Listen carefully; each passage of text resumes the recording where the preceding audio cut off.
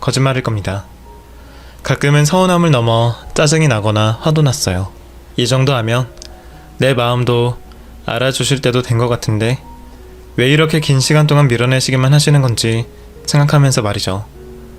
하지만 아버님과 두 자식을 잃고 홀로 계신 어머님을 보면 언제 그랬냐는 듯 그러한 마음들이 사라졌고 내가 곁에 남아 끝까지 잘 모셔야 되겠다는 생각을 하게 되었습니다.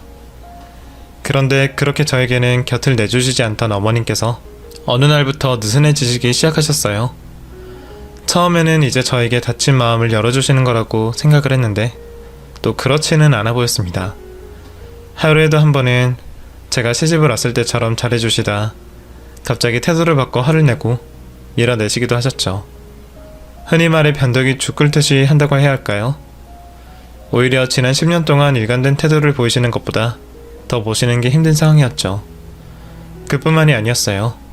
어머님께서는 저와 대화를 최대한 하지 않기 위해 집안 살림을 직접 하시면서도 좀처럼 실수를 하시지 않으시던 분이셨는데 점점 눈에 띄는 실수가 많아졌습니다. 어머님을 모르시는 분이 보시더라도 저걸 왜 저렇게 하는지 의문점을 품을 정도로 말이죠. 전에 보이지 않던 어머님의 이상한 모습에 설득을 하여 병원에 모시고 가게 되었고 그곳에서 어머님이 치매 초기의 증상을 보인다는 걸 알게 되었습니다. 그쯤 되니 저도 하늘이 왜 이러시나 싶더라고요. 불쌍한 우리 어머님, 몇 년 사이 아버님과 자식들을 잃으시고 지난 10년 동안 혼자서 소가리를 하시며 사셨는데 이제는 또 치매가 생기셨다고 하니 해도 해도 너무하다는 생각이 들 정도였습니다. 그렇다고 어머님의 유일한 보호자인 제가 곁에서 주저앉아 눈물만 흘릴 수는 없었어요. 정성을 들여 어머님 곁에서 치료를 돕는다면 조금이라도 치매를 늦출 수 있을 테고 더 나아가 치매를 낫게 할 수 있지 않을까라는 생각을 하게 되었죠. 그날부터 어머님의 치매 치료를 위해 갖은 노력을 다했습니다. 오랜만에 영어 공부도 하며 외국이든 한국이든 치매 치료에 관련된 글이 있다면 다 읽어보려고 했죠. 식단부터 생활습관, 운동, 그리고 치료까지 제가 신경 써드릴 수 있는 건 전부 노력했습니다. 다행히 어머님께서도 그때만큼은 제가 하자는 대로 잘 따라와 주셨어요. 그렇다고 곁을 내주시지는 않으셨지만 말이죠. 그래도 괜찮았습니다. 어머님께서 건강하실 수만 있다면 남은 평생 저를 미워하신다고 해도 좋다고 생각했으니까요. 하지만 다른 병과 달리 유의미한 치료제가 없는 치매는 날이 지나갈수록 어머님을 약하게 만들었습니다.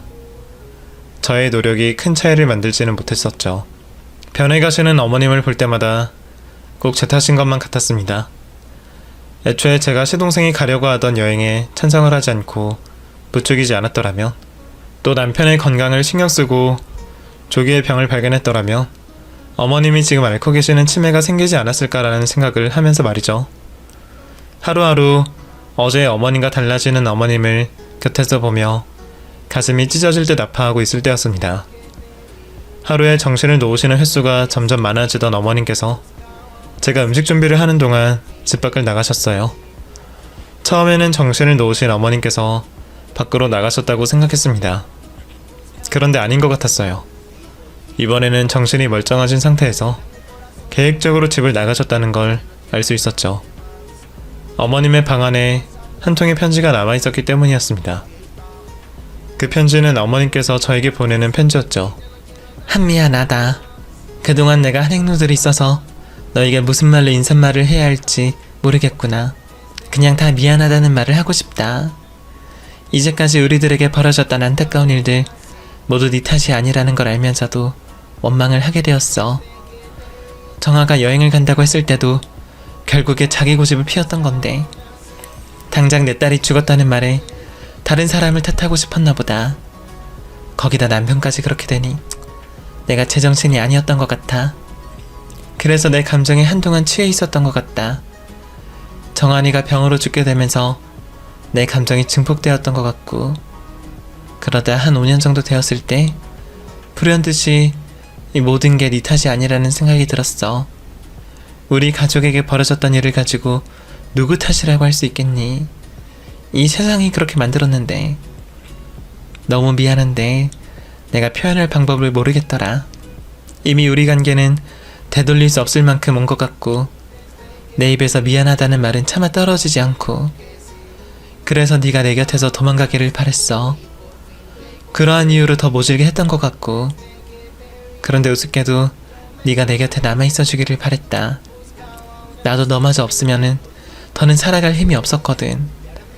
그래서 놓아줘야 하는데 너를 계속 붙잡고 있었던 것 같아.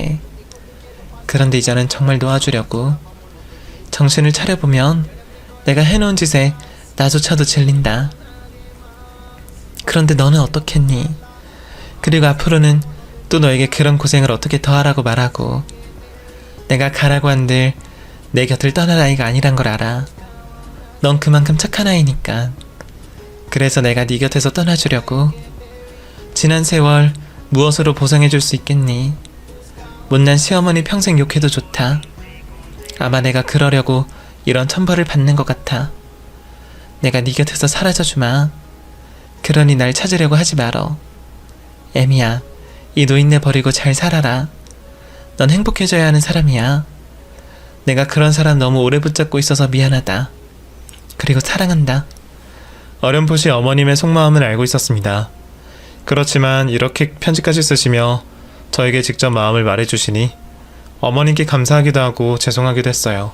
닦아도 눈물이 흘러나왔지만 감상에 젖어 이렇게 눈물 흘릴 시간이 없었습니다.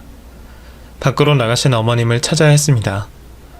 혹여 밖에 계시는 동안 정신이라도 놓으신다면 우려할 만한 상황이 생길 수도 있었습니다. 저는 급히 옷을 걸쳐 파출소에 가서 어머님의 인상착의를 설명했고 저 역시도 어머님을 찾기 위해 거리를 헤매게 되었죠. 1분 1초가 지날 때마다 피가 마르는 것 같았습니다. 아파트 주변을 돌아다녀도 어머님의 모습이 보이지 않았거든요.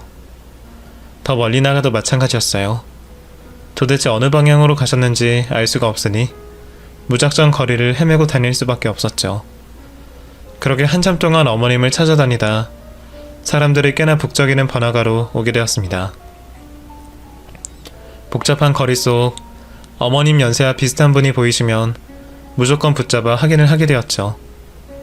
사람이 너무 많다 보니 분간을 하기 어려웠습니다. 이러다 정말 어머님을 잃어버리면 어떡하나 싶어 당장에 울고 싶을 정도였습니다. 그렇게 몇 시간 내내 어머님을 찾아 헤매다 북적거리는 번화가가 끝이 나는 한쪽 벤치에 앉아 계시는 어머님을 찾을 수 있었죠. 아주 멀리서 확인을 했지만 우리 어머님이 확실하셨습니다. 입고 있는 옷차림이며 머리 스타일까지 말이죠. 그제서야 놀랐던 마음이 진정되며 좀 살 것 같더라고요. 긴장이 풀리니 온몸이 땀으로 젖어 제 꼴이 엉망이라는 걸 확인하게 되었습니다. 혹여 어머님께서 정신을 놓으신 상태라면 제 모습을 보고 깜짝 놀랄 수도 있어 최대한 빨리 제 상태를 다듬고 다가가게 되었죠. 그렇게 천천히 어머님께서 놀라지 않으시게 다가가고 있었는데 옆에 계신 분과 대화를 나누고 계신다는 걸 알게 되었습니다. 그래서 어머님을 그 자리에서 바로 모시고 갈 수가 없더라고요. 우선은 어머님께서 옆에 계신 분과 대화가 끝날 때까지 뒤에서 기다리기로 했죠. 대화를 하시고 계시는 어머님께서는 정신을 놓으신 상태이셨습니다. 그래서 옆에 계신 아주머니 분에게 저를 딸로 설명을 하시더라고요. 우리 딸이요, 아주 효녀예요. 내가 못되게 구는데도 날 얼마나 정성스럽게 대해주는지 몰라요. 내 딴에는 고생 좀 그만 시키고 싶어서 제 살 길 찾아 떠나라고 말하고 싶은데 왜 그 말이 그렇게 쉽게 나오지 않는지 모르겠어요. 아무래도 내가 내 딸을 보내기 싫은 것 같아요. 원래는 내가 많이 예뻐했거든요. 지금도 많이 예뻐하고요. 그런데 내 성격이 못돼가지고 미운 소리만 하네요. 참 못난 엄마죠? 말씀은 그렇게 하셔도 따님이 그렇게 효녀이신 걸 보면 아주머니께서 사랑을 많이 주시면서 키우신 것 같아요. 전 그런 고민하고 계시는 아주머니가 부럽네요. 미안해할 수 있는 자식이라도 곁에 있다고 말씀하시니까요. 왜요? 아주머니께서는 자식분이 멀리 가셨어요? 그게 어디 있는지를 몰라요. 너무 어렸을 때 잃어버려서. 나야말로 참 못난 엄마죠. 내 배로 낳아놓고 나보다 아껴야 하는 그 아이를 바보같이 잃어버렸으니 아유 어쩌다가.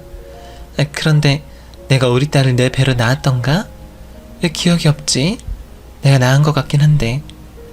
근데 아주머니께서는 내 딸을 너무 닮았어요. 내가 그래서 길 가다가 아주머니께 온 건데 혹시 우리 딸 알아요? 갑자기 딸이 보고 싶네.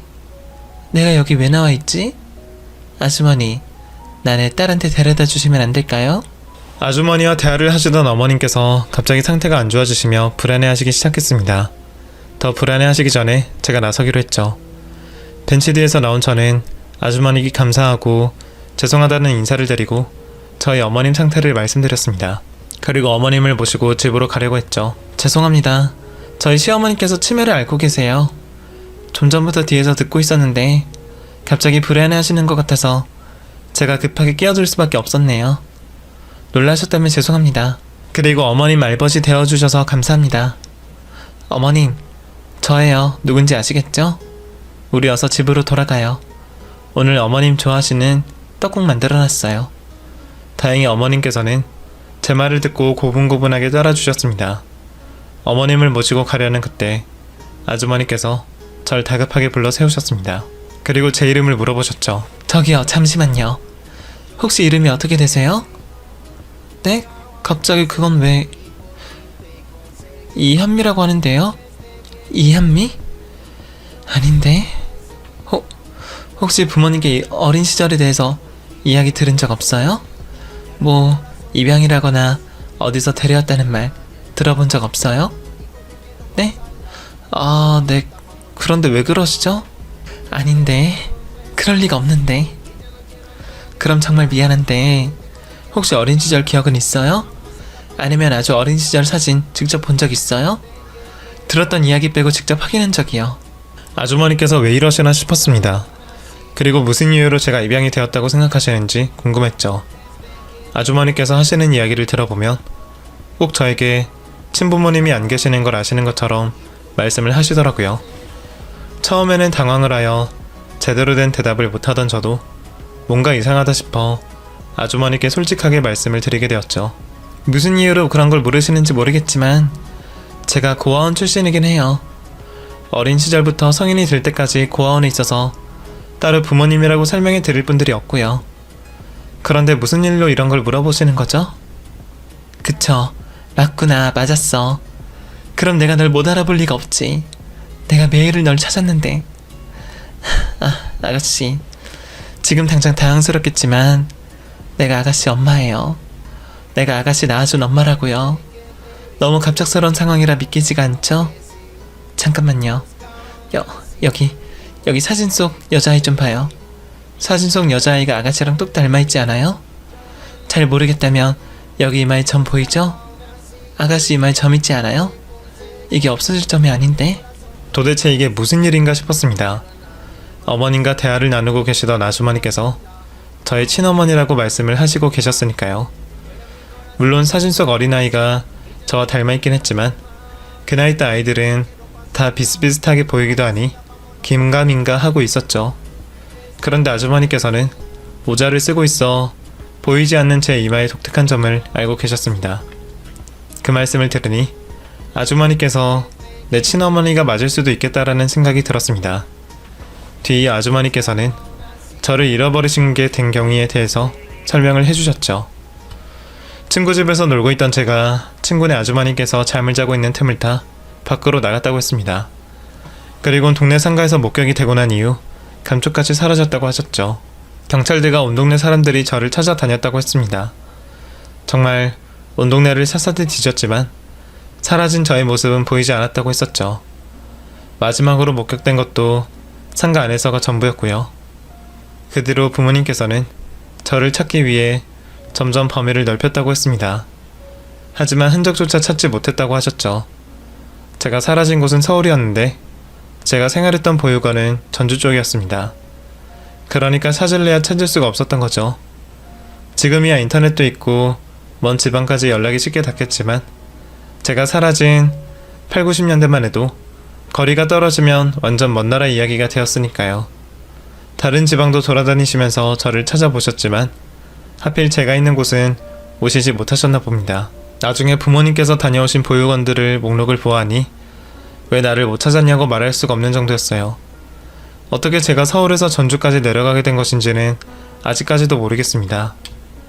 저도 그 당시 기억이 없으니까요. 어쨌거나 그러한 이유로 그때까지 자식을 잃어버린 죄인으로 하루하루를 살아오셨다고 말씀하셨습니다. 제가 모르고 있었던 이야기를 듣게 된 이유, 어떻게 이런 우연이 있나 싶더라고요. 솔직히 이야기를 듣는 내내 좀처럼 믿어지지가 않았고 이게 정말인가 싶어서 현실 감각이 없었습니다. 그래서 한참 동안 멍하니 있었던 것 같아요. 그러다 어머님께서 집으로 가자 보채시는 말에 정신을 차리게 되었죠. 우선 제 상황을 짧게 설명드린 다음 연락처와 주소를 교환하고 집으로 돌아가게 되었습니다. 어머님을 챙겨드리고 있는데 기분이 이상하더라고요. 말로는 설명하기 힘든 기분이었습니다. 간질간질하고 몸이 반쯤 떠있는 느낌이라 꿈 같다고 해야 할까요? 하여튼 이상한 그 기분이 계속 이어지고 있었죠. 그 묘한 기분은 얼마 뒤 하게 된 유전자 검사 이후 사라지게 되었습니다. 검사 결과 친절 확률 99%로 확인이 되었거든요. 그날 지금 나에게 벌어지고 있는 상황이 현실이라는 걸 깨닫게 되었고 실감이 되었죠. 나를 애타게 찾고 있던 가족이 있었다는 사실에 기쁨과 안도감이 뒤섞인 눈물이 터져나왔습니다. 이후 아버지와 어머니 그리고 오빠까지 만날 수가 있었죠. 눈물겨운 가족 간의 상봉을 어머님께서도 축하해 주셨습니다. 저에게도 가족이 있다는 사실이 밝혀진 그날 어머님께 이전에 있었던 일들을 모두 설명해 드렸거든요. 어머님 덕분에 만나게 된 친모의 이야기를 하면서 이제껏 어머님을 모시며 가지고 있던 제 감정을 솔직하게 말씀드렸습니다. 그러자 어머님께서도 그날 저희 어머니께 말씀하셨던 것처럼 저에게 고맙고 미안하다는 감정을 솔직하게 말씀해 주셨죠. 어머님과 저는 서로의 마음을 확인한 후 그날 밤새도록 울었던 것 같아요. 서로서로 미안하다 말을 하면서 말이죠. 이후 어머님께 양해를 구해 부모님과 남동생을 시댁으로 초대를 했고 제가 살아왔던 이야기와 가족들이 기억하고 있는 나 그리고 나를 찾으며 고생하고 마음 아파했던 가족들의 이야기를 듣게 되었습니다. 양쪽 다 쉽게 끝마칠 이야기가 아니다 보니 그날 역시도 밤을 새며 기쁨과 슬픔이 섞여있는 눈물을 흘리게 되었고요. 저희 가족들 모두 어머님께 감사해했고 어머님 역시 가족들과 인사를 나누며 다시 상봉하게 된 우리를 축하해 주셨습니다. 그날 이후 저 어머님을 서로를 좀 더 편하게 생각하며 이전과 같은 사이로 지낼 수 있었죠. 어머님께서는 제가 가족들 품으로 돌아가서 생활하길 바라셨지만 전 어머님을 끝까지 모시고 싶었습니다. 그래서 고집을 부리게 되었죠. 한미 너 이 정도면 할 만큼 한 거다. 더 이상 내 곁에 남아서 굳이 고생할 필요 없어. 이제 남은 재산 정리해서 너한테 줄 거고 나는 요양병원 들어가서 생활하면 돼. 사실 10년 전에 이렇게 해야 했던 거다. 그런데 내 욕심이 너를 잡아두었던 것 같아. 그러니 이제라도 네가 마음 편히 몸 편히 살 수 있게 해줘야지. 이제 너, 네 가족들도 찾았잖니. 그러니 우리 이쯤 하도록 하자. 싫어요 어머님. 제가 저번에도 끝까지 모신다고 했죠. 고생스러워서 떠날 거였으면 진작에 떠났어요. 저도 제가 어머님 모시는 게 마음이 편해서 그래요. 제가 어머님 모시는 게 전문 병원보다는 못하겠지만 노력할게요. 어머님과 저 지난 10년 동안 얼마나 힘들었어요. 그러면 그 10년이 아까워서라도 더 많은 시간 함께 해야죠. 제가 고생한 듯 생각하지 마시고 어머님께서는 건강만 유지하세요. 저도 어머님 낫게 해드리기 위해 최선을 다할 테니까. 이후 몇 년간 전 어머님을 모시면서 이제까지 못 나눴던 대화도 나누고 여행도 다니고 평범한 일상을 보내며 곁을 지켜드렸습니다. 그러다 끝내 어머님과의 약속을 지키지 못하게 되었어요. 어머님께서 점점 치매 증상이 심해지시면서 저 혼자 감당하기에는 힘든 상황이 생겼던 거죠. 저만 힘들다면 어떤 방법을 강구해봤을 텐데 어머님마저 위험한 상황이 여러 번 발생되었습니다. 결국 어머님이 정신이 돌아오신 동안 상의를 한 끝에 좀 더 전문적인 간병을 받을 수 있는 치매 전문 요양원에 어머님을 보내게 되었죠. 어쩔 수 없는 상황과 제 부족한 능력으로 인해 어머님을 요양병원으로 입원시켜 드렸지만 지금도 최소 일주일에 2번, 많게는 매일 찾아가 어머님과 시간을 보내고 있어요. 점점 더 저를 못 알아보실 때가 많아지고 계시지만 다행히 다른 건강은 이상이 없으십니다. 그래서 전 간간히 외출도 하고 외박도 하면서 어머님과 추억을 조금씩 만들어 가고 있습니다.